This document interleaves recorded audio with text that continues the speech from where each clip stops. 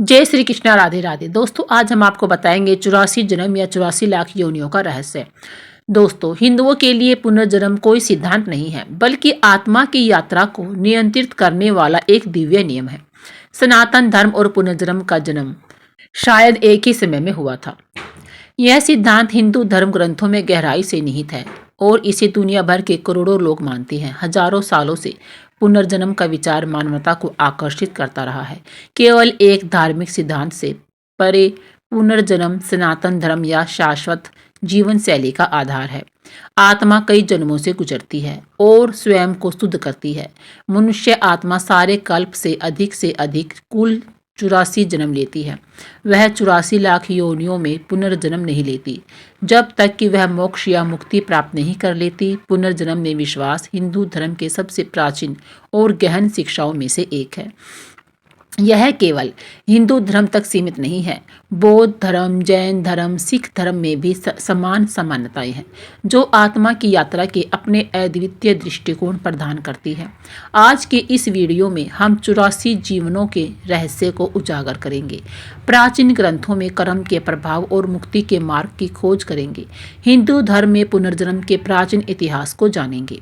हिंदू धर्म में पुनर्जन्म का विचार उतना ही पुराना है जितना धर्म स्वयं, और यह वैदिक परंपराओं में गहराई से जुड़ा हुआ है। वेद, विशेष रूप से ऋग्वेद, आत्मा की शाश्वत यात्रा का सबसे पुराना संदर्भ माना जाता है। उपनिषद, जो वेदों के अंतिम भाग के रूप में जाने जाते हैं, पुनर्जन्म की अवधारणा में और गहराई से उतरते हैं और दार्शनिक ढांचे प्रदान करते हैं, जो बताते हैं कि आत्मा एक जीवन से दूसरे जीवन में कैसे स्थानांतरित होती है। भगवत गीता हिंदू धर्म के सबसे महत्वपूर्ण ग्रंथों में से एक है, जो पुनर्जन्म पर विस्तृत प्रकाश डालता है। एक महत्वपूर्ण क्षण में भगवान कृष्ण अर्जुन से कहते हैं, तुम और मैं कई जन्मों से गुजरे हैं। तुम उन्हें याद नहीं करते, परंतु मैं याद करता हूँ।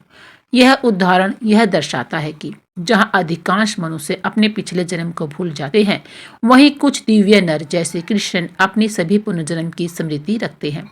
वह जो पिछले जन्मों को याद करता है, यह अवधारणा केवल दिव्य आकृतियों तक सीमित नहीं है। इतिहास में ऐसे भी हुए हैं जो अपने पूर्व जन्म की स्मृतियों को आश्चर्यजनक सटीकता से याद कर सकते थे।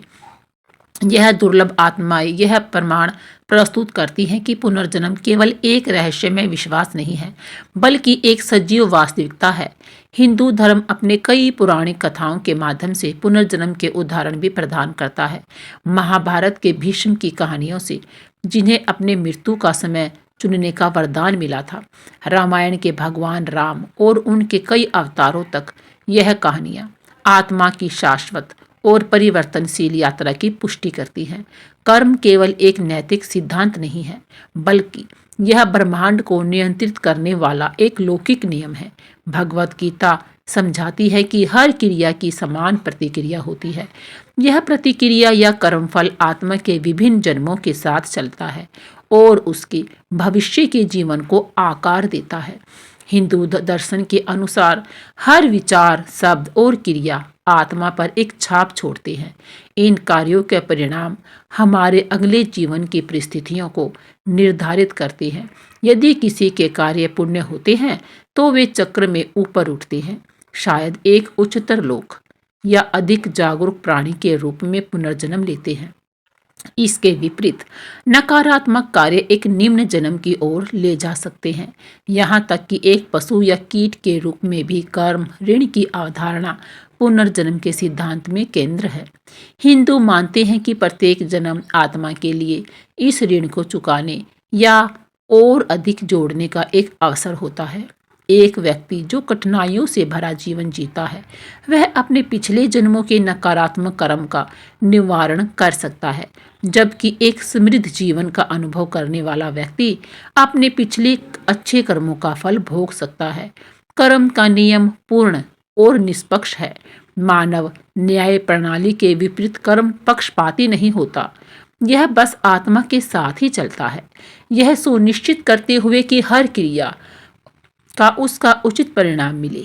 84 लाख योनियां उन 84 जीवन रूपों का प्रतिनिधित्व करती हैं जिनमें आत्मा पुनर्जन्म ले सकती है।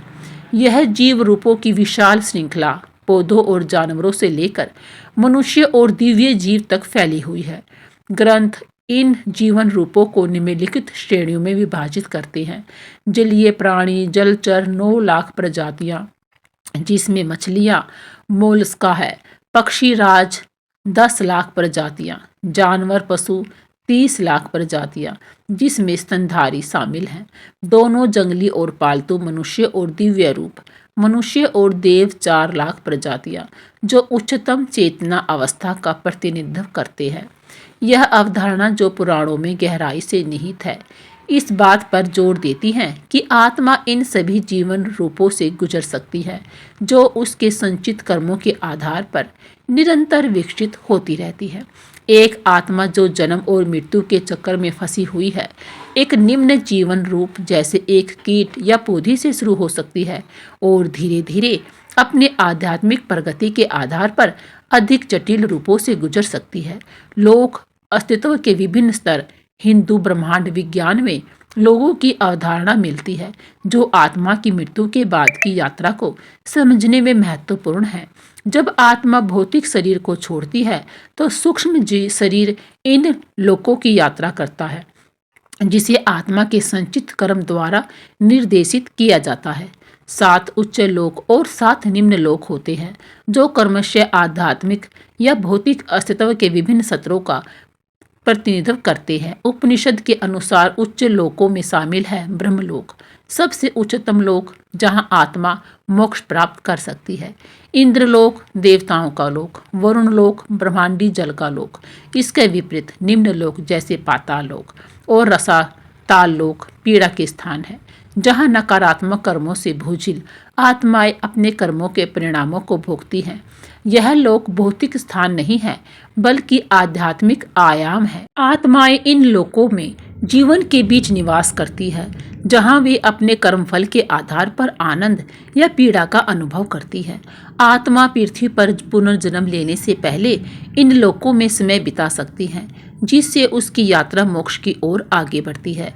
हिंदू धार्मिक प्रथाओं का उद्देश्य आत्मा को शुद्ध करना है, ताकि वह उच्च लोकों में आरोही हो सके और अनंत परमात्मा में विलीन हो सके। हिंदू धर्म ग्रंथ सिखाते हैं कि जब तक इच्छाएं बनी रहती हैं, आत्मा जन्म और मृत्यु के चक्कर में बंधी रहती है। जब कोई व्यक्ति मरता है तो उसका भौतिक शरीर नष्ट हो सकता है, लेकिन उसकी सूक्ष्म देह इन इच्छाओं को अगले जीवन तक ले जाती है।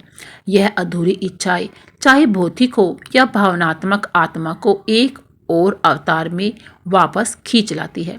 जैसा कि स्वामी विवेकानंद ने कहा, आत्मा अपनी इच्छाओं को पूरा करने की तलाश में है और यह तब तक भौतिक संसार में वापस आती रहेंगी जब तक सभी इच्छाएं समाप्त नहीं हो जाती। यह हमें इस अंतिम प्रश्न की ओर ले जाता है कि हम पुनर्जन्म क्यों लेते हैं। हिंदू धर्म के अनुसार हम अपनी शेष इच्छाओं को पूरा करने, कर्म के पाठ को सीखने और आध्यात्मिक रूप से विकसित होने के लिए पुनर्जन्म लेते रहते हैं। मुक्ति का मार्ग इन इच्छाओं को वैराग्य और आध्यात्मिक अनुशासन के मार्ग से दूर करने में निहित है। आधुनिक विज्ञान जैविक विकास पर ध्यान केंद्रित करता है, जबकि हिंदू धर्म आध्यात्मिक विकास पर जोर देता है।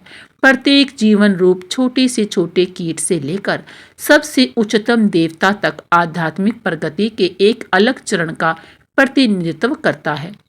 अष्टांग योग के संस्थापक महर्षि पतंजलि बताते हैं, पुनर्जन्म की प्रक्रिया के माध्यम से एक प्रजाति से दूसरी में परिवर्तन को संदर्भित करता है। यह संकेत देता है कि आध्यात्मिक प्रगति जैविक विकास को प्रभावित करती है। जैसे जैसे आत्मा स्वयं को शुद्ध करती है, वह उच्चतर जीवन रूपों में जाती है। दोनों आध्यात्मिक और भौतिक रूप से विकसित होती है। यह विकास यह भी समझाता है कि मोक्ष प्राप्त करने वाली अधिक आत्माओं के बावजूद मनुष्यों की संख्या बढ़ती क्यों जा रही है। जैसे आत्माएं जीवन रूपों से मानव रूपों में विकसित होती है, वे अपने भीतर दिव्य चिंगारी लेकर आती है, जो सभी प्राणियों में भगवान की सर्वव्यापकता पर और जोर देती है। हिंदू धर्म में पुनर्जन्म के बारे में रोचक तथ्य। पुनर्जन्म वास्तव में कैसा होता है, यह जानने के लिए आपको पुनर्जन्म के बारे में यह 7 रोचक तथ्य जानने चाहिए। नंबर 1, अधूरी इच्छाओं की स्थिति में पुनर्जन्म। यदि कोई व्यक्ति कई अधूरी इच्छाओं के साथ मरता है तो आत्मा भूत का रूप धारण कर लेती है। यह आत्मा तब तक आध्यात्मिक और भौतिक संसार के बीच घूमती रहती है जब तक कि इच्छाएं पूरी नहीं हो जाती।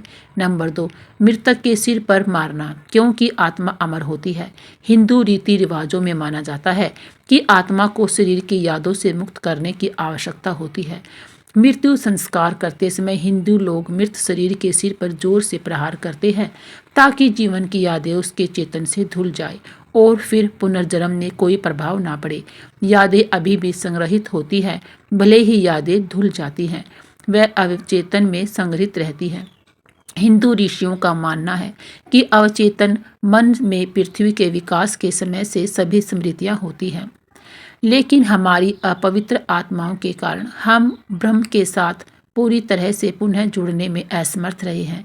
केवल कुछ ही लोग ध्यान और साधना के माध्यम से इसे कर पाते हैं।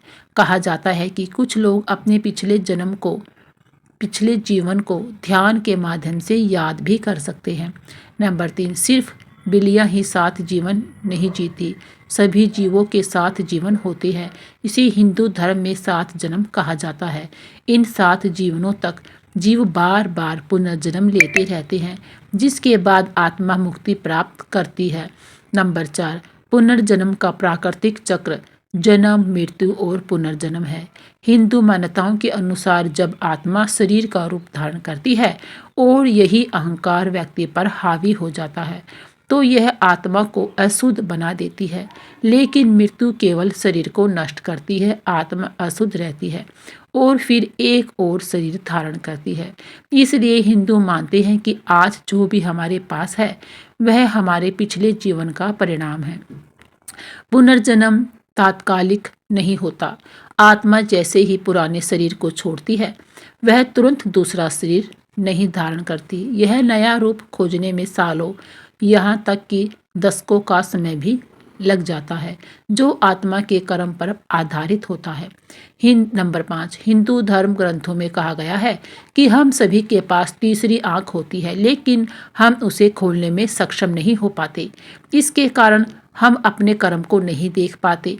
तीसरी आंख ज्ञान की आंख है और हम केवल साधना या ध्यान के माध्यम से ही इसे खोल सकते हैं और अपने आत्मा को आध्यात्मिक संसार में उठा सकते हैं। इसी तरह गौतम बुद्ध ने ज्ञान प्राप्त किया था। नंबर 6, पापों का प्रायश्चित होना आवश्यक है। यदि पापों का प्रायश्चित नहीं किया जाता तो मनुष्यों का जन्म विकलांगता के साथ होता है। जो पाप प्रायश्चित नहीं किए जाते वे व्यक्ति को नरक की ओर ले जाते हैं और फिर उसे विभिन्न पुनर्जन्म में जाना पड़ता है। जो पापी प्रायश्चित नहीं करते उन्हें पहले नरक में जाना होगा और फिर पशुओं के रूप में और उसके बाद मनुष्य के रूप में पुनर्जन्म लेना होगा। पापों का प्रायश्चित होना बहुत जरूरी है।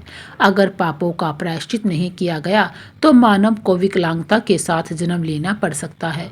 जो पाप प्रायश्चित नहीं किए गए हैं वे व्यक्ति को नरक में ले जाते हैं और फिर वह कई पुनर्जन्म धारण करता है। जो पापी प्रायश्चित नहीं करते उन्हें नरक में जाना पड़ता है और फिर जानवरों के रूप में जन्म भी लेना पड़ता है और सबसे बाद में वे मानव रूप में जन्म लेते हैं।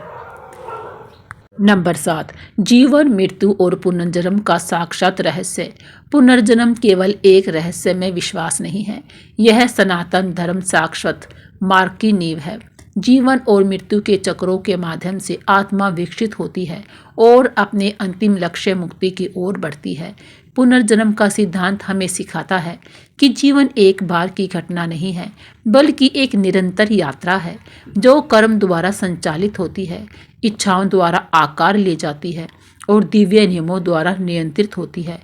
इससे हम समझते हैं कि हमारे कर्म, विचार और इच्छाओं के दूरगामी परिणाम होते हैं। आत्मा की यात्रा हमें याद दिलाती है कि हर जीवन एक अवसर है, कुछ सीखने के लिए, बढ़ने के लिए और मोक्ष प्राप्त करने के लिए, जन्म और मृत्यु के चक्र से मुक्ति की ओर बढ़ने के लिए। दोस्तों, आपको ये जानकारी कैसी लगी? कृपया हमें कमेंट बॉक्स में ज़रूर बताएं। वीडियो पसंद आई हो तो लाइक करें, शेयर करें और सब्सक्राइब जरूर करें। बोलिए जय श्री कृष्णा, राधे राधे।